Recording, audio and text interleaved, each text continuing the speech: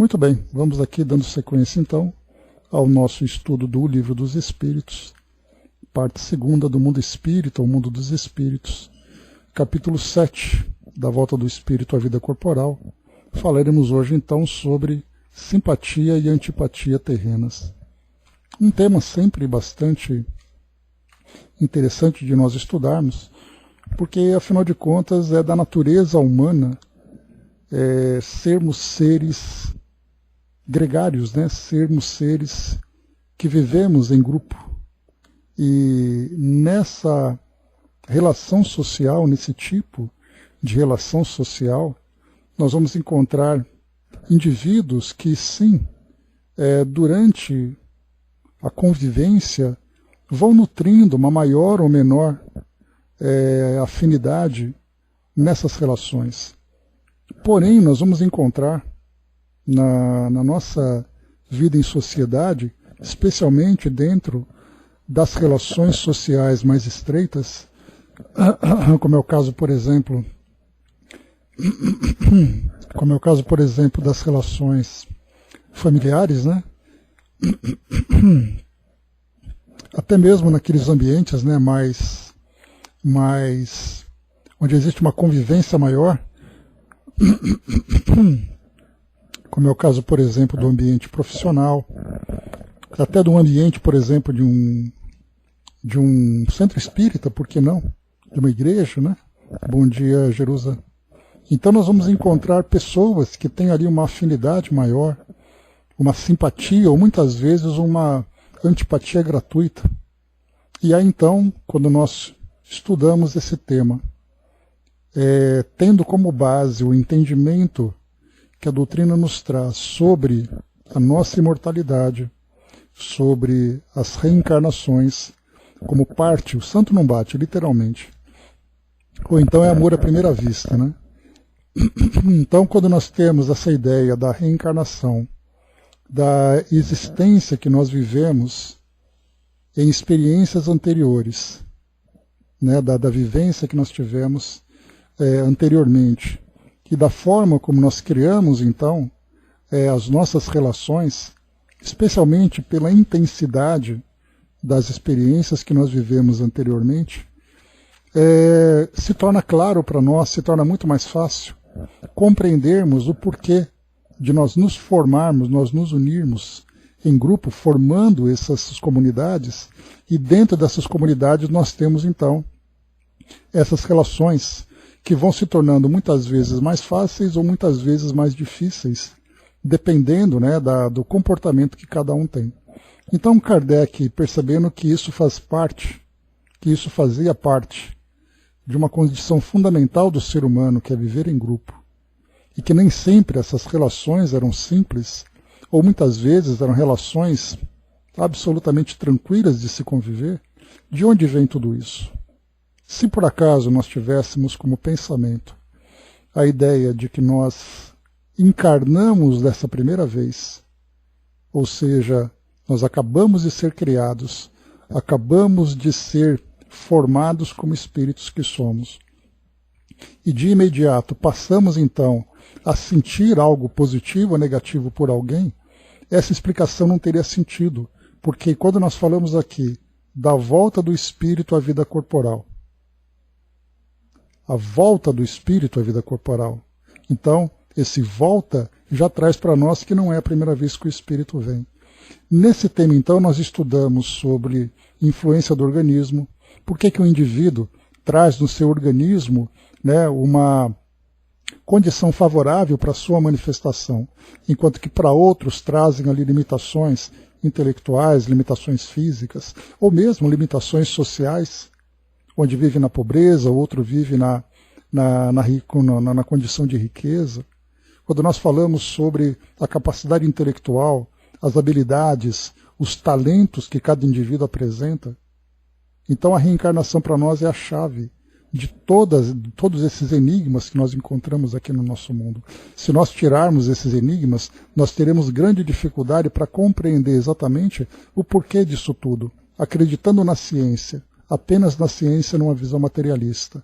A gente se perguntaria como que a ciência consegue criar essas habilidades, esses talentos, ou essas afinidades ou antipatias. Se nós acreditarmos, colocando Deus como sendo a causa de tudo, meu gargantinha está ruim hoje. Então, colocando Deus como causa de tudo, nós veríamos um Deus que é injusto em muitas situações. Por que uma criança nasce com uma deficiência? Por que um indivíduo tem uma relação simpática dentro de casa, uma relação feliz entre os seus familiares, com os seus parceiros, com os seus companheiros, enquanto outros vivem um verdadeiro inferno dentro de casa? Por que um indivíduo nasce com uma habilidade intelectual capaz de fazer grandes descobertas, desenvolver grandes trabalhos, enquanto que outros vivem em subempregos? Então, sem a reencarnação, nós ou não veríamos ali um sorteio na natureza, escolhendo indivíduos que teriam condições favoráveis, enquanto outros viveriam desfavoravelmente, ou veríamos um Deus injusto escolhendo, privilegiando alguns e simplesmente esquecendo de outros. A reencarnação, então, vem como chave de tudo isso. Então, esse é o ponto fundamental para se estudar esse tema. Então, aqui agora, Kardec, então, vendo como esse tema também, né, é bastante interessante de ser estudado, e que isso causava, né, trazia para nós grandes dúvidas a respeito, né, de por que as pessoas se relacionam dessa ou daquela forma.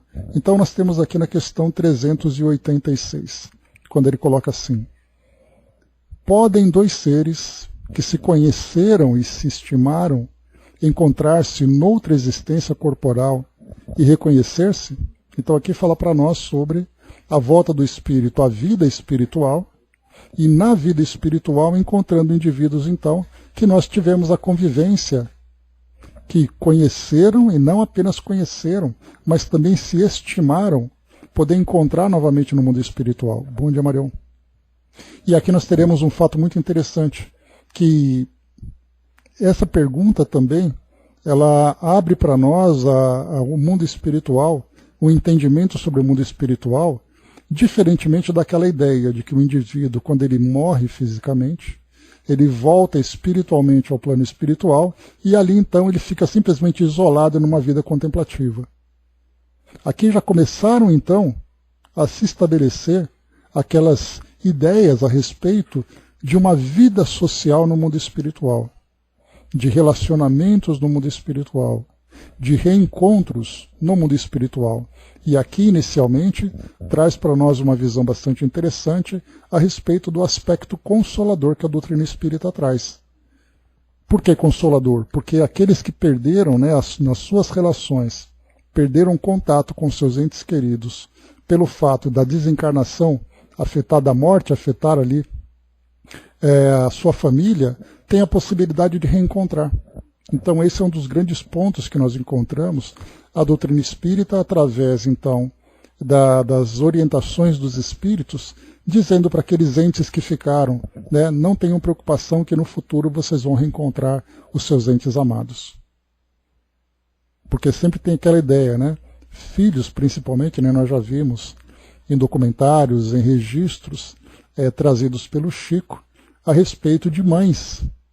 Principalmente, né, nós tivemos ali as mães de Chico Xavier, por exemplo, desse documentário, ou então as cartas psicografadas por Chico Xavier, que traz para nós ali então depoimentos, né, que trazem depoimentos de mães, de pais que sofreram intensamente pela perda dos seus filhos. Ou então familiares diversos, filhos, companheiros, amigos, que sentem intensamente a perda desses entes queridos, e a primeira ideia que tem é que essa relação ela simplesmente termina pelo fato do indivíduo morrer. Que é exatamente a visão que a ciência traz, né? Porque nós somos efeitos de reações bioquímicas do cérebro. Significa que se o corpo deixa de existir, simplesmente aquele indivíduo desaparece, com todos os seus talentos, com todos os seus sentimentos, com todas as suas emoções, com todas as relações que ele estabeleceu. A morte simplesmente faz ele desaparecer. O Espiritismo vem exatamente abrir essa visão do mundo espiritual, mostrando que nós não somos seres materiais, mas que nós somos seres espirituais, e essa condição espiritual que nós apresentamos traz inicialmente a imortalidade. Significa que nós não desaparecemos. Segundo, que a vida no mundo espiritual, ela traz uma continuidade. E através da reencarnação, oferecendo para nós ali novas oportunidades de conquistas de conhecimento e desenvolvimento de valores. E depois, dentro das nossas relações, no mundo espiritual, nós temos a possibilidade de reencontrar aqueles entes com quem nós convivemos. E aí tem um detalhe. São relações que são relações de grande estima, mas também relações de inimizades. Quantos são aqueles que, desencarnando, reencontram os seus inimigos no mundo espiritual, principalmente na condição de obsessão? Então significa que o mundo espiritual é uma continuidade daqui do mundo físico, trazendo ali as suas diferenças, por exemplo, das condições evolutivas de cada espírito, da dimensão em que ele se encontra, dimensões mais elevadas, dimensões mais densas, inferiores, de acordo com o seu grau evolutivo, mas as relações podem acontecer.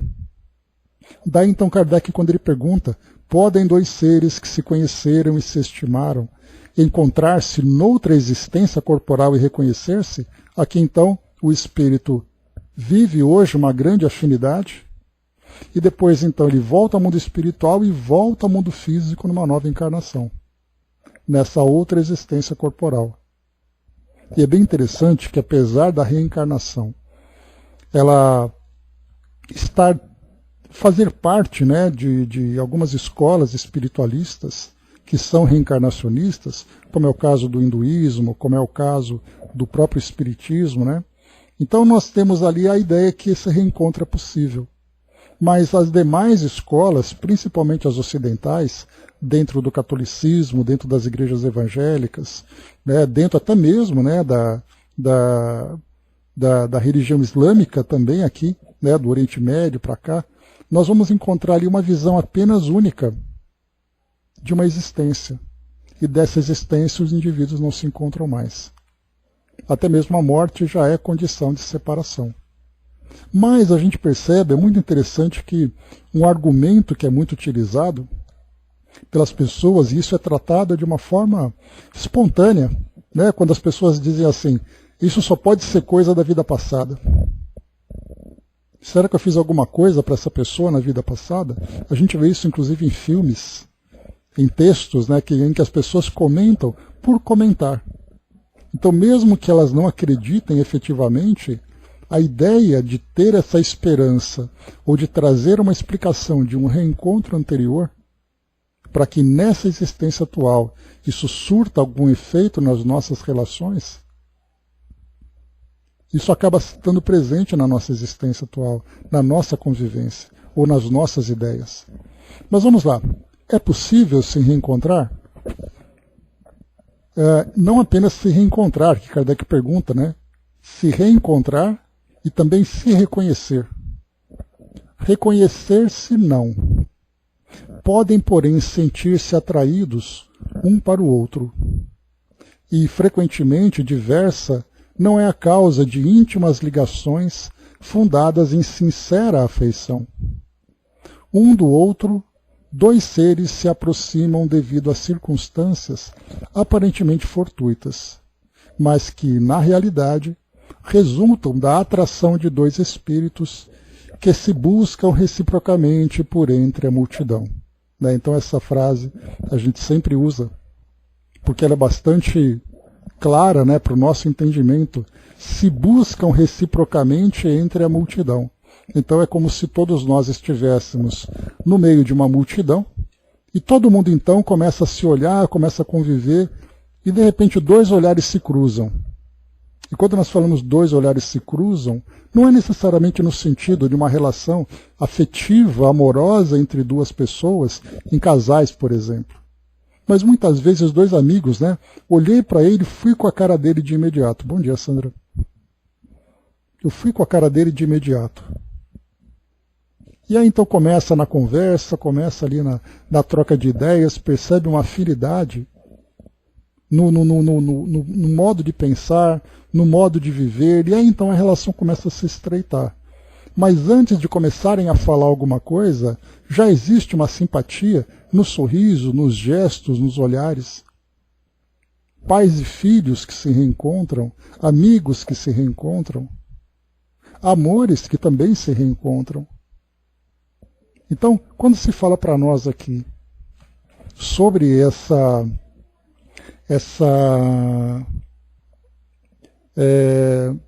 se aproximam devido a circunstâncias aparentemente fortuitas, mas que na realidade resultam da atração de dois espíritos, aqui nós entramos num campo bastante interessante, que é o campo do magnetismo, que é algo que nós compreendemos muito mais pela observação do que de uma forma concreta. Porque nós, encarnados, não temos a possibilidade de medir essa atração, de medir essas irradiações que nós temos. Então, quando nós temos ali dois indivíduos que já estabelecem um tipo de relação, e mesmo que em existências futuras, né, que demore para que se reencontre, já se estabelece essa relação. Então os indivíduos vão se procurando, vão se atraindo naturalmente. E é claro que nós vamos considerar também aqui fatores que são muito mais complexos, como é o caso, por exemplo, da programação reencarnatória, em que dois indivíduos ali reencarnados no mesmo lugar, muitas vezes ali trabalhando, se desenvolvendo dentro de um determinado campo. E aí então eles naturalmente vão se encontrar. Mas não necessariamente assim, olha, você vai encontrar com eles, quer dizer, vocês vão se reconhecer pela afinidade, não se reconhecer pela personalidade. Essa frequência, pois é, seria algo bastante interessante da gente perceber assim que essa atração, esse magnetismo que estabelece essa frequência de afinidade entre as pessoas, né, nós temos ainda uma dificuldade muito grande para compreender, como eu comentei há pouco. Exatamente porque nós estamos aprendendo agora sobre isso. Sobre a atração, sobre a afinidade, sobre o magnetismo, a forma como os pensamentos se buscam. Então é algo para nós ainda muito abstrato. E nós fazemos as nossas interpretações no nosso modo. Mas nós já sabemos que existe, já é alguma coisa. Assim como nós temos a ideia de fui com a sua cara, ou então não fui com a sua cara, dependendo das circunstâncias e da profundidade dessa relação, são indivíduos que estão ali sendo atraídos pelas relações. Pela atração, né? Pelo magnetismo. Dudu colocou, seria uma simpatia programada para que de repente se ajustem em algo que ficou sim no pretérito, né? Então no caso da programação reencarnatória. E aí a gente tem, por exemplo, algo que eu observo bastante, e agora é cada vez menos, né, mas há alguns anos a gente percebia bastante, que era aquele grupo em torno do Chico, que eram espíritos que estavam ali, né, trabalhadores, né, encarnados naturalmente, que eram amigos que estavam ali trabalhando para dar suporte para aquilo que o Chico fazia. Então eram amigos assim de décadas de amizade que eles tinham. E aí então a gente se pergunta, poxa vida, quer dizer então que o Chico Xavier reencarna, aí por acaso essas pessoas vão aparecendo em volta dele para ajudar na sustentação e desenvolvimento do trabalho? Será que isso aconteceu realmente por acaso? Ou são espíritos que foram se aproximando por essa afinidade e também por essa programação? Então nós temos vários nomes que foram surgindo na história do Chico, e esses amigos então foram convivendo durante décadas e mais décadas e mais décadas. Amigos de 40, 50 anos, desde a época da juventude, e eles se mantiveram ali juntos. Esse é só um exemplo, né? Porque como a gente tem muitos documentários que falam sobre a história do Chico, a gente ouve muitas vezes esses nomes que vão surgindo. Então a gente se pergunta, quer dizer então que essas amizades aconteceram por acaso? Um projeto, um trabalho dessa dimensão, que é a divulgação da doutrina espírita no Brasil, não precisaria de pessoas que estivessem comprometidas com esse projeto e que através da reencarnação se reencontrassem aqui no nosso mundo? Então nós vamos perceber que, nesse caso das programações reencarnatórias, os indivíduos não apenas se aproximam porque as circunstâncias desenharam esses caminhos para que eles se reencontrassem, mas pela própria atração de amizades profundas, amizades sinceras, amizades comprometidas com o mesmo objetivo, com o mesmo propósito. E nós vamos encontrar isso nas mais variadas situações do nosso mundo. Desde no mundo das artes, uma coisa que eu gosto muito de perceber, que pode ser uma opinião minha, mas eu vejo, por exemplo, no grupo Roupa Nova, a amizade, a intensidade, a profundidade da amizade que existe entre aqueles músicos. E a gente fica se perguntando, quer dizer que por acaso eles se encontraram e de repente começaram a cantar e tudo mais, não apenas pelo sucesso, mas até mesmo pela forma como eles se relacionam, que são realmente amigos pessoais, não são apenas colegas de trabalho. Então, sempre quando eu vejo uma entrevista em que um fala do outro, um conta a história do outro, a forma como eles percorreram esses caminhos de sucesso, de trabalho e tudo mais, a gente se pergunta, foi por acaso que tudo isso aconteceu? Então eu citei esse nome por acaso que me veio aqui agora, porque eu sempre lembro deles também, sempre que eu vejo, eu falo, poxa vida, não é possível que essas pessoas já não se conheciam antes, já não tivessem uma relação antes. E aí a gente vai estender isso então para o mundo artístico, para o mundo da ciência, para o mundo da política, para o mundo da administração, nos conflitos que já aconteceram. Quantos são aqueles companheiros que reencarnaram para conquistar ou para desenvolver um determinado projeto? Tudo isso então através dessas afinidades. E aí então nós temos a programação reencarnatória, nós temos também a atração, e no caso aqui, por exemplo, o Braz lembrou, que também temos os espíritos que trabalham para essa aproximação. E é bem interessante que a gente vê de algo muito simples que acontece nos casamentos. Porque os filhos, naturalmente, eles nascem através dos pais.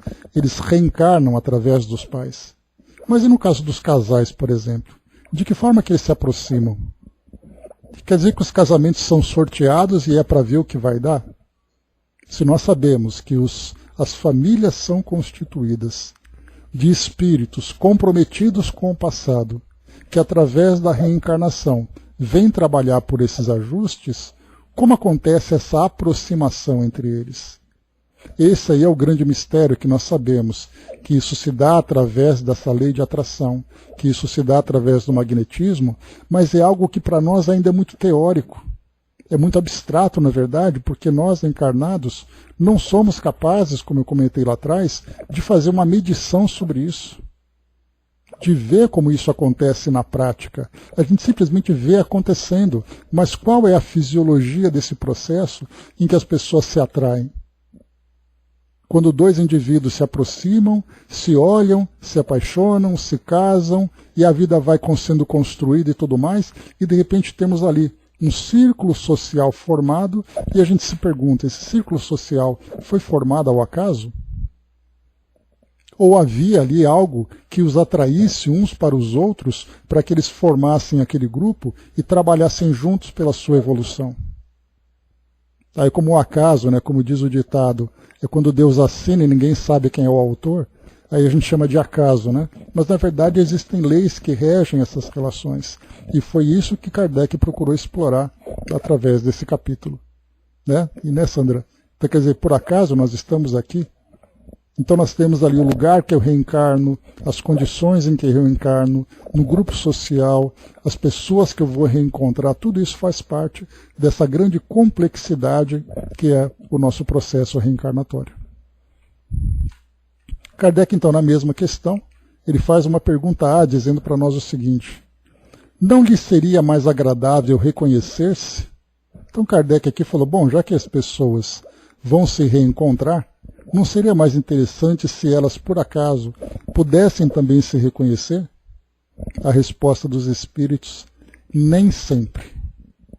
A recordação das passadas existências teria inconvenientes maiores do que imaginais. Depois de mortos, reconhecer-se-ão e saberão que tempo passaram juntos. Então, aqui nesse caso, as lembranças do passado, será, Sandra? Estava te atormentando desde a época passada, então? Oh, meu Deus. Então a gente vê aqui, né, que o indivíduo que reencarna, então, se ele reconhecesse alguém, quais seriam os inconvenientes? Nós somos seres ainda muito imperfeitos em termos de sentimentos, em termos de apegos, por exemplo. Então, vamos imaginar que dois indivíduos que tiveram uma relação estreita no passado, e eles reencarnassem agora, aqui a gente sai daquela parte afetiva, ou até mesmo da parte afetiva, nós temos ali reencarnações que vão mudando o nosso modo de sentir, o nosso modo de conviver. No passado nós tivemos um tipo de relação, por exemplo, a relação entre dois amigos, e que agora é a relação entre pais e filhos que reencarnam para, numa nova existência, viver uma relação entre parceiros. Nós estudamos isso nos livros do Chico. Que tem aquelas histórias em que casais no passado reencarnam agora como pais e filhos. E como é que eles poderiam se olhar, se reconhecer, se no passado eles tiveram uma relação, por exemplo, entre homem e mulher, entre um casal, e agora eles reencarnam como pais e filhos? Como seriam os sentimentos que eles nutririam um pelo outro, tendo esse tipo de relação? Ou então, no caso, me casei com uma mulher no passado, e agora eu reencarno, ela tem ali uma nova relação para poder se desenvolver, e eu vou seguir o meu caminho, e nós nos reencontramos. Como eu vou lidar com aquele passado em que vai surgir o ciúme, vai surgir o apego? Então, quer dizer, são muitas as situações, e isso porque nós estamos falando aqui com alguns exemplos que são bem simples, bem superficiais, mas que nós já acompanhamos nos livros do Chico, né, no caso dos livros de André Luiz, e nos livros do Filomeno de Miranda, várias situações em que nós vamos acompanhando personagens que saem de uma existência para outra e se reencontram. E muitas vezes esses reencontros são extremamente difíceis, que somente através de uma revelação da história do passado, eles passam a entender do porquê das coisas serem como são. Perseguições, obsessões, ódios, amores que se reencontram.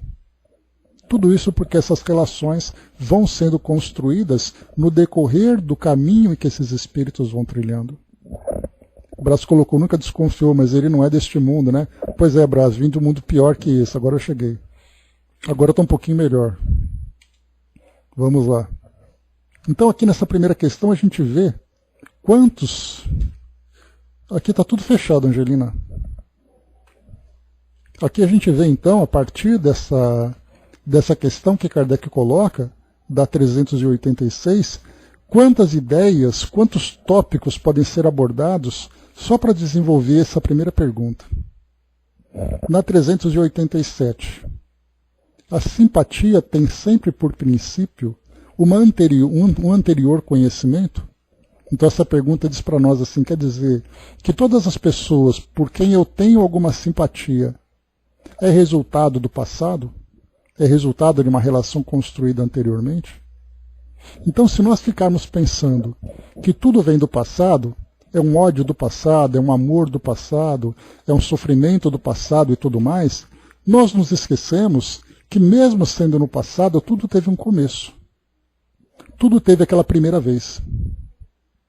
E nessa primeira vez foi quando então as relações começaram a ser construídas, as experiências começaram a ser vividas. Então significa que aquela simpatia que eu tenho por alguém veio do passado? Não necessariamente. Ela pode ter começado agora. Porque eu começo a fazer um trabalho. Lembra que nós somos seres sociais. Nós somos seres que dependemos das relações sociais. Diferentemente do que acontece, por exemplo, com os animais, em que algumas espécies são independentes pela sua condição, elas simplesmente nascem dos seus progenitores e a partir dali ele começa a viver sozinho. Ele tem essa capacidade. Outros animais dependem de uma relação social, de proteção, de sustentação, até o momento em que ele se torna independente. E muitos grupos, até mesmo depois da sua independência, continuam vivendo em comunidade. Essa é a nossa condição. Desde pequenos, nós nascemos com toda a fragilidade. Essa fragilidade nos obriga a essa convivência social, para que sejamos sustentados, mantidos, protegidos pelos nossos pais e pelos nossos pares, que já estão em condições melhores, até nós atingirmos a condição de independência. E a partir dali nós tomamos as próprias decisões.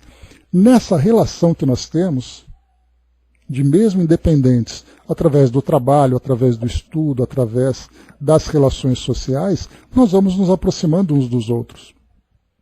E muitas vezes eu tenho uma capacidade ou uma tendência a viver uma certa experiência, a fazer aquele tipo de trabalho, em que eu tenho um outro colega de trabalho que tem também o mesmo interesse. E pelo modo como nós trabalhamos, pelos nossos valores, nós passamos a estabelecer uma relação que nunca existiu antes. Então todas as relações que nós temos hoje, elas não são necessariamente programadas anteriormente. Até mesmo casamentos que surgem apenas pelo interesse das pessoas, acabam de se conhecer, sentem algum tipo de atração, que pode ser uma atração física, uma atração interessada na riqueza, uma atração apenas da beleza, ou mesmo uma atração de simpatias e de afinidades, e ali um casamento começa. Uma relação começa a se estabelecer. Inclusive famílias que são geradas, dois jovens que se relacionam, acontece uma gravidez não programada, porque esses jovens sentiram atração física e não tiveram todos os cuidados, acabou gerando ali uma situação que não estava programada necessariamente. Porque nós temos o livre-arbítrio. E os interesses que nós alimentamos e a forma como nós satisfazemos as nossas necessidades, pelo fato de nós estarmos ainda nessa condição evolutiva em que o instinto fala muito forte, nós acabamos tomando decisões equivocadas. Então nem tudo que nos aproxima uns dos outros e aquilo que nós construímos é resultado daquilo que nós vivemos anteriormente. Porque lembremos, mesmo que uma história venha do passado, ela teve um começo naquela época. Como ela começou? Como foi o primeiro encontro? Como foi o primeiro contato que nós tivemos? Se no passado nós tivemos outros contatos, no presente nós também temos novos contatos. Muitas vezes ódios, antipatias profundas são construídas porque as pessoas se encontraram agora a primeira vez, viveram uma experiência negativa profunda, intensa, e a partir dali passaram a se tornar inimigos. Então nem tudo vem do passado, muito vem do presente. Kardec mesmo lembra, tratando daquele outro assunto, bem-aventurados os aflitos, lá no capítulo 5 do Evangelho segundo o Espiritismo, ele disse que nós temos ali as aflições do passado e as aflições do presente. Aquilo que nós criamos no passado, que repercute no nosso presente, e aquilo que nós criamos no presente, que acaba depois trazendo para nós todo o sofrimento. E ele ainda diz ainda que a maioria das nossas aflições começam nessa existência, pelas escolhas que nós fazemos. Assim também acontece com as nossas relações. O Brás lembrou aqui, né, 80% dessa humanidade já vem em harmonia, né? Será que tem essa invasão? Eu acho que até você está sendo muito otimista, Brás, que eu acho que nós ainda vivemos muitos conflitos. A tendência é que nós vamos diluindo cada vez mais, dissolvendo esses conflitos, essas antipatias, mas eu acho que ainda existe muito ainda para se trabalhar, principalmente nessa fase que nós estamos vivendo agora. Que os espíritos nos instruem que essa fase de transição planetária é uma fase que, para a maioria dos espíritos encarnados, é a última oportunidade. E aquela oportunidade é assim, o indivíduo está na recuperação fazendo a última prova. Se passar, continua, se não passar, volta para o começo em condições diferentes. Então nós estamos vivendo uma fase decisiva na maioria das nossas existências. Mas vamos lá. Os espíritos, então, perguntaram aqui para nós. O Kardec perguntou, né? A simpatia tem sempre por princípio um anterior conhecimento? Não.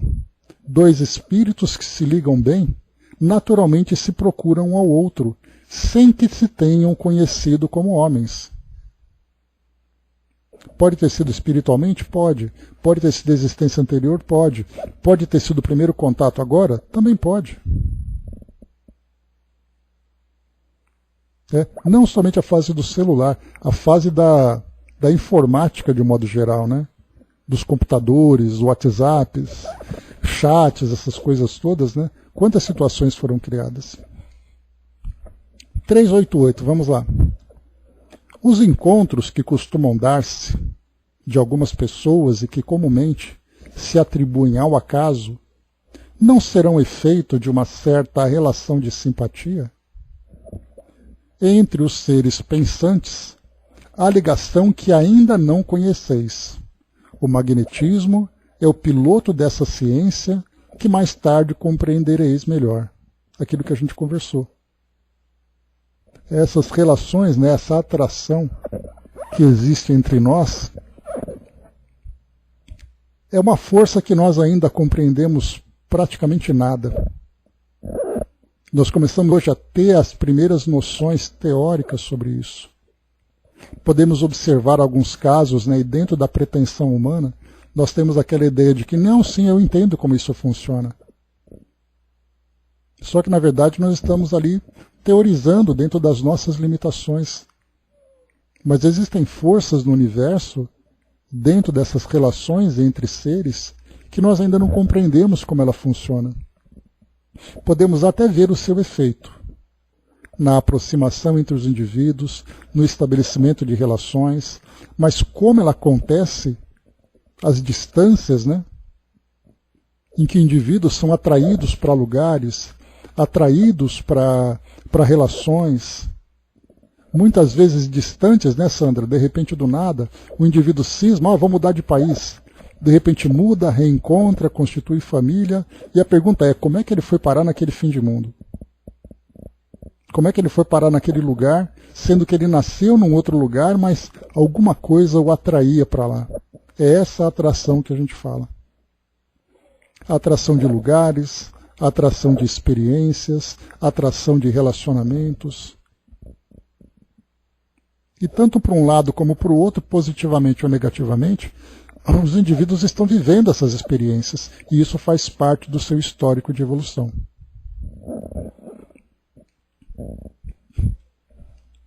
389. E a repulsão instintiva que se experimenta por algumas pessoas, de onde se origina? Primeiro a gente falou aqui da simpatia, da afinidade, agora vem a repulsão, a antipatia, aquela coisa, não sei porquê, mas eu não vou definitivamente com a cara daquela pessoa. São espíritos antipáticos que se adivinham e reconhecem, sem se falarem. Então aqui nós temos também das experiências que nós vivemos, né, no nosso cotidiano. Quantas vezes simpatia, antipatia, às vezes não é necessariamente por elas em si, mas por aquilo que elas representam, por aquilo que elas irradiam no seu modo de ser, no seu modo de pensar. Então nós vamos ter essa repulsão, que pode ser uma repulsão pessoal, como pode ser uma repulsão pelas circunstâncias, da mesma forma que são as afinidades, né, que nós comentamos há pouco. Muitas vezes eu olho para alguém, sinto uma simpatia por aquela pessoa, e não quer dizer que eu a reconheço de existência anterior. Simplesmente alguém que representa aquilo que eu gosto, representa aquilo que eu penso, temos ideias que são afins, e a partir dali se inicia uma relação. Então, nessa vivência que nós temos, de incontáveis experiências reencarnatórias, nós já vivemos muitas situações. E muitas pessoas fizeram parte dessas situações. E pelo fato de nós criarmos algum tipo de relação, essas existências vão se repetindo. Nós poderíamos pensar quantas vezes nós já reencontramos as pessoas de nossa família. Quantas vezes nós estamos aqui convivendo com os nossos pais, com os nossos irmãos, com os nossos companheiros, em situações diferentes. Quantas vezes isso aconteceu? Nós não sabemos. Dá a impressão de que nós estamos, porque eu reencontrei aqui o meu filho, meu irmão, minha esposa, meu pai, etc. e tal, porque eu conheci na encarnação passada. E aí quando nós vamos ver o nosso histórico, são espíritos que estão se acompanhando 3, 4, 5, 6 reencarnações, ou sabe-se lá quantas. Porque nós não temos informações do mundo espiritual que nos deem essa ideia sobre essa genealogia espiritual que nós temos. De onde nós viemos, quer dizer, isso tudo ainda fica muito oculto para nós, até porque isso seria inútil. Seria muito mais problema do que solução para nós nessa condição em que nós estamos. Mas se nós pudéssemos explorar, por exemplo, 10 das nossas encarnações e começarmos a fazer ali, a traçar ali as linhas, né? Estabelecer as relações, as experiências que nós vivemos, igual aquele livro, né? Eustáquio, 15 séculos de uma trajetória. É um livro que mostra bem isso, que vai contando para nós um pouco da trajetória daquele espírito entre os seus altos e baixos e nas relações em que ele estabeleceu. Então nós estamos ainda muito limitados na nossa visão. Por isso essa ideia da atração, do magnetismo, dessas forças, ainda são muito limitadas para nós. O Marião colocou, né, faz 3 anos que meu filho mora em Berlim.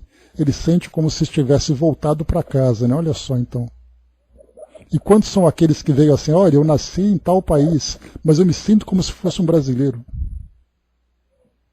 Pode ser uma experiência que ele viveu daquele local que ele experimentou anteriormente, ou pode ser uma afinidade com aquele modo de viver. Nós não conhecemos, nós não sabemos. Mas certamente essas forças existem e essas forças atuam sobre nós.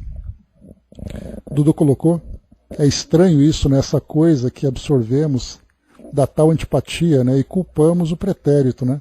Parece o tal do metaverso, né? Pois é, todo mundo acha que tudo acontece, a mesma coisa, né? Ou você acha que são os demônios que afetam sua vida, para nós espíritas nós achamos que são os obsessores, que são coisas da nossa experiência passada, e mal nos damos conta que nós estamos constantemente construindo e produzindo essas vibrações. É daí que vem a grande complexidade, por mais que nós estudamos a doutrina espírita, que ela é clara, que ela é direta nisso tudo que nós estamos agora interessados em compreender, a limitação de nós estarmos encarnados, sem termos a visão do outro lado, trazendo para nós os bastidores, a história e a realidade de todos os mecanismos que agem sobre nós, tudo isso faz com que a gente fique muito limitado no nosso entendimento. Mas o fato de nós estarmos explorando tudo isso, explorando esses conhecimentos, tentando entender e tudo mais, a nossa mente já está trabalhando nessa direção. E a partir do momento em que as informações vierem para completar essas lacunas, aí sim nós estaremos com o nosso conhecimento cada vez mais profundo e abrangente. Mas é algo muito bacana da gente ver. É por isso que o estudo e a leitura é fundamental para nós. Mesmo que através das tantas divagações que nós ainda tenhamos, né, tentando exemplificar aquilo que para nós é misterioso e a gente procura especular sobre tudo isso, são especulações válidas. Porque é uma tentativa que nós estamos tendo de entender alguma coisa, de compreender um determinado fenômeno. A Sandra colocou lá em cima que acho que foi o patrão, né? Tá bom então, Sandra, então é com carinho, né? A Angelina colocou também aqui, né? Meus amigos e amigas, né, falam que quando me conheceram, me acharam chata, né? Olha só, Angelina. Tá vendo? Às vezes o nosso modo de ser nem sempre causa aquela primeira impressão, mas depois que quebra aquela barreira, tudo volta, né? O Braz lembrou ali, né? Lembrei do Chaves, né? Você não vai com a minha cara? Quantas vezes isso acontece? E nós estamos vivendo, por exemplo, um momento muito delicado, né? Nós estamos vivendo, principalmente no nosso país, por exemplo, nós estamos vivendo um período em que as pessoas estão muito apaixonadas por ideologias, por ideias, por tendências, por comportamentos. E essa paixão faz com que as pessoas se tornem, às vezes, intolerantes, impacientes uns com os outros. Então, muitas vezes, nós criamos situações negativas pelo nosso modo de pensar, e não porque isso tem alguma relação com o nosso passado. Mas isso faz parte da nossa experiência, né? Muitas vezes nós temos que chegar no fundo do poço para poder começar a construir de uma forma diferente. Então, por isso, né, a gente sempre tem que pensar que essas forças existem. E quanto mais nós passamos a compreendê-las, melhor se torna para nós, porque nós passamos a utilizar essa força a nosso favor. A nosso favor no bom sentido, de saber lidar com ela, de saber conviver com ela, e não de querer lutar contra ela. E seguindo aqui para nós. 390. A antipatia instintiva é sempre sinal de natureza má? De não simpatizarem um com o outro, não se segue que dois espíritos sejam necessariamente maus. A antipatia entre eles pode derivar de diversidade de modo de pensar. À proporção, porém, que se forem elevando, essa divergência irá desaparecendo e a antipatia deixará de existir. Olha só aí, Angelina, acabou de trazer a resposta para vocês. Ó. Quer dizer, então, que duas pessoas que não se gostam de primeiro momento, significa que são dois espíritos inferiores? Não. É simplesmente ali uma situação que criou aquela divergência de ideias e de sentimentos, mas a partir do momento em que as pessoas começam a conviver, e essas barreiras vão sendo quebradas, vão sendo diluídas, elas passam então a se verem como realmente são. É daí então que nós percebemos, né? Exatamente, Marion. Porque às vezes a circunstância é assim. Vamos pensar na seguinte situação. Eu tenho uma ideologia política que eu não gosto. Podia falar de futebol, podia falar de religião, vamos falar de política, mas depois a gente coloca os outros exemplos. E eu tenho um modo de pensar. E vocês, de repente, têm um outro modo de pensar. Vocês são de um outro partido, de uma outra tendência, vocês gostam de usar roupas, carregar bandeiras, fazer discursos. De cara eu não vou com a cara de ninguém, porque nós pensamos diferentes. Mas então um dia nós resolvemos comer uma pizza e não falarmos de política. Aí passamos a nos conhecer. Nós tiramos aquela barreira que inicialmente foi criada pelas nossas tendências e a partir dali então nós passamos a criar essa afinidade. Pessoas de outras religiões que se aproximam ou se afastam pelo fato de carregarem essas ideias, carregarem esses sentimentos. E a gente lembra que as paixões, muitas vezes, elas nos cegam. E quando nós ficamos cegos, nós paramos de ver a realidade e passamos a ver apenas aquilo que nos interessa.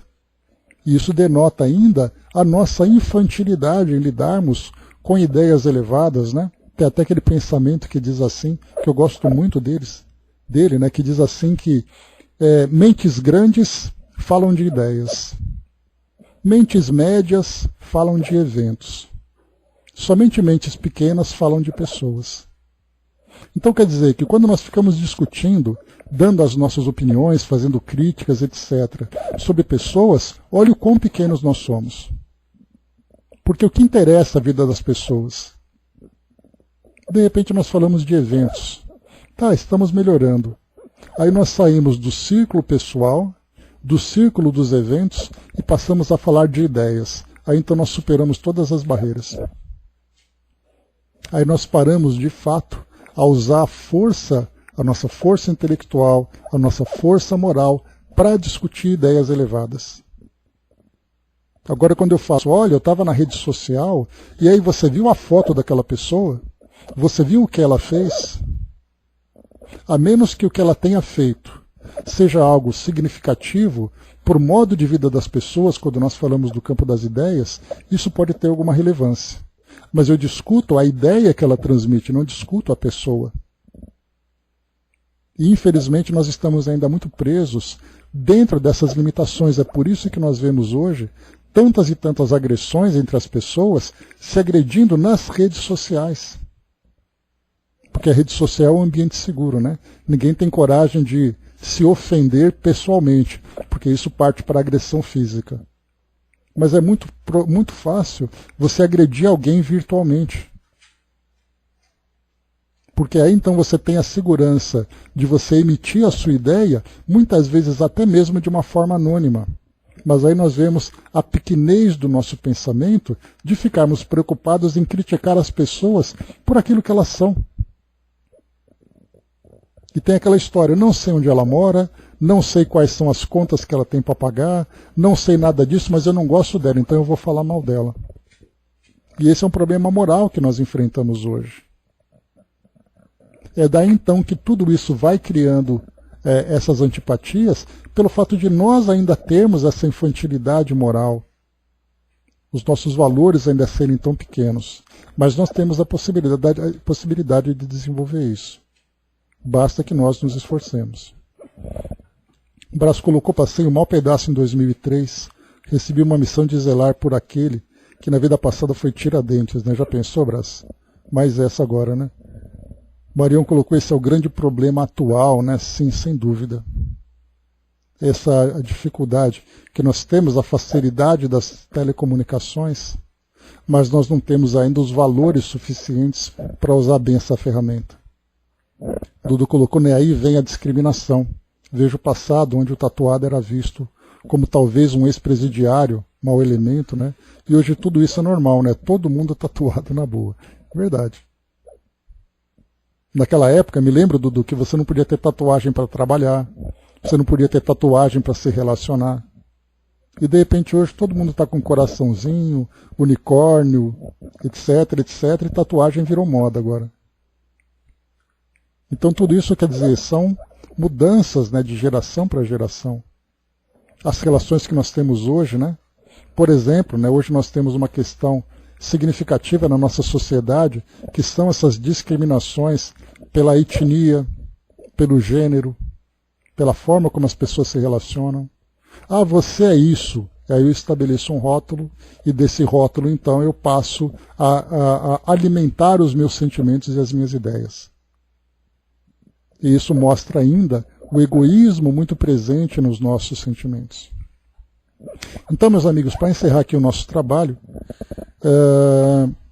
nós temos aqui, nessa questão 390, então, falando que as antipatias, então, não é necessariamente sinal de uma má natureza, de uma natureza inferior. São circunstâncias que muitas vezes nós, pelo fato de ainda vivermos essas paixões muito intensas que acabam nos colocando, né, em situações complicadas, elas criam então esse sentimento antipático. Mas a partir do momento em que nós quebramos essas barreiras, nós passamos então a nos relacionar de fato dentro dos campos das ideias elevadas. Então lembremos muito isso, né? Mentes grandes falam sobre ideias, mentes médias falam de eventos, somente mentes pequenas falam de pessoas. Quando nós começarmos, então, a nos apegarmos e criticar alguém por alguma coisa, pensemos nisso, no lugar em que nós estamos estabelecendo. E como lembra André Luiz, as suas opiniões revelam o verdadeiro lugar que você ocupa no mundo. Então, cuidado com as nossas opiniões, porque elas vão revelar quem nós somos de fato. Então é isso, pessoal. Fechando por aqui no nosso estudo de hoje, paramos então na questão 390. E só para lembrar, nós vamos até 391. Tem mais uma só para a gente fechar. Vamos fechar essa parte aqui. A antipatia entre duas pessoas nasce primeiro na que tem pior espírito ou na que tem melhor? Kardec aqui está focando na antipatia. Numa e noutra indiferentemente, mas distintas são as causas e os efeitos nas duas. Um espírito mau antipatiza com quem quer que o possa julgar e desmascarar. Ao ver pela primeira vez uma pessoa, logo sabe que vai ser censurado. Seu afastamento dessa pessoa se transforma em ódio, em inveja, e lhe inspira o desejo de praticar o mal. O bom espírito sente a repulsão pelo mal, por saber que este o não compreenderá e porque díspares dos dele são os seus sentimentos. Entretanto, consciente de sua superioridade, não alimenta o ódio nem a inveja contra o outro. Limita-se a evitá-lo e a lastimá-lo. Então é exatamente aquilo que a gente falou, né? A Angelina colocou ali agora há pouco, né, que quando vê alguma coisa assim que existe uma antipatia, uma discussão, eu não discuto. Então simplesmente, olha, não é para mim isso. Então lembra aquilo que a gente conversou, né, sobre aquele pensamento budista que diz que não existem coisas certas ou coisas erradas.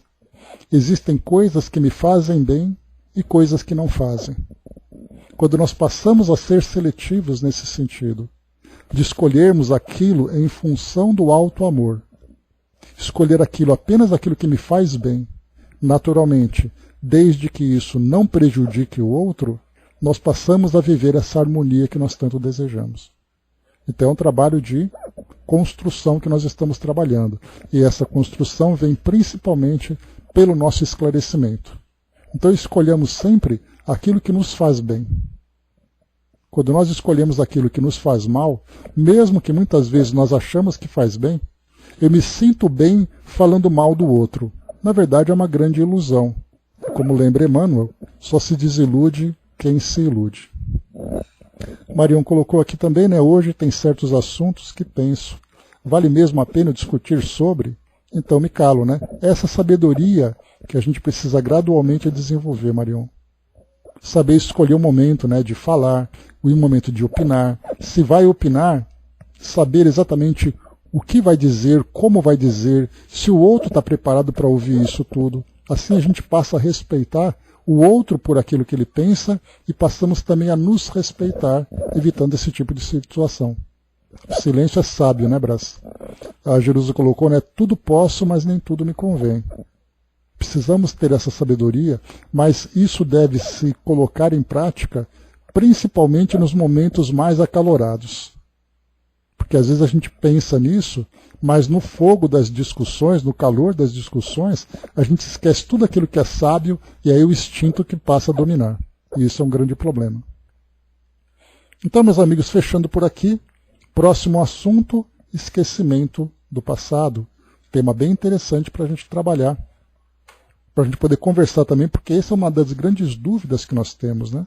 O esquecimento do passado. Se eu sou um espírito imortal, se eu sou um espírito que já teve experiências anteriores, por que eu não lembro de nada? E aí eu comentei com vocês, não seria mais fácil se nós lembrássemos de tudo? O spoiler já foi dito anteriormente, né? Quando o Kardec perguntou, não seria mais fácil se nós reconhecêssemos as pessoas que nós vivemos,